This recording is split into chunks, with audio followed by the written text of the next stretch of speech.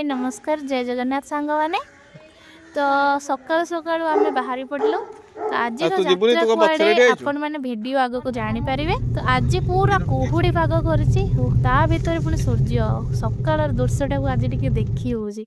आज मो सहित राज साहू आ मो भणजा आमे चलिलु धबलेश्वर।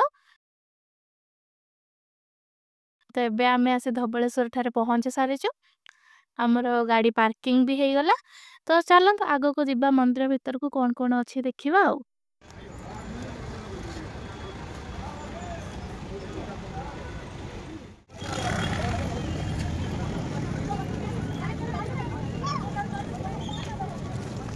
ये धबलेश्वर ब्रिज एबे बोधे 2 वर्ष है तैयारी होइछि। भल है आगर झूला पुल रे गला टाइम रे टिके डर थिला एत सेफ्टी नथिला से झूला पुल एबे ए ब्रिज ऊपर गाड़ी भी आसी पारुछि। तो सांग माने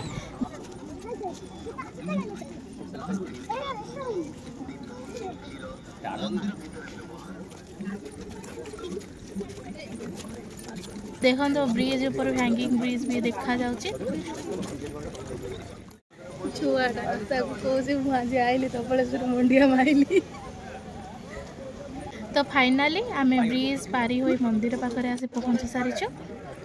तो आपण माने मंदिर रे पहुंची सारला परे आपण माने केते जणकर टेंशन थिबो हां कहा पूजा करिवि केमती पूजा करिवि तो एठी जे प्रकार रो किछि टेंशन नै। आपण माने जगह लोकेशन कोठू आसी चंती कहि देबे एठी ब्राह्मण माने आपण मानक पाखो को ऑटोमेटिक पळे आसीबे। तो बाहर धबलेश्वरंकर विग्रह अच्छे जेउठी कि ब्राह्मण आनिक आपण को पूजा कर दबो आ भितर आपण जे कि भोलानाथ को दर्शन करि पारिबे।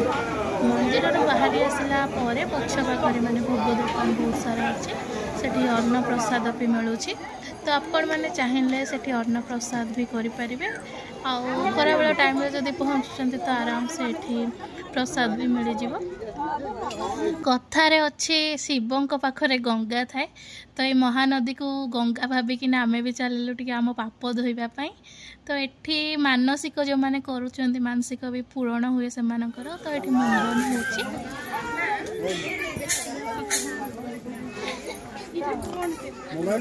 किसी मानसिक करने को चाहूँगी तो धबलेश्वर आसतु मु तो ग्यारंटी दे पारिबिनी किंतु कहि पारिबि जे निश्चय एडा पूरण हबो बोली। आमे आसीथिले धबलेश्वर आमर दर्शन सरीगला आमे एबे फेरी।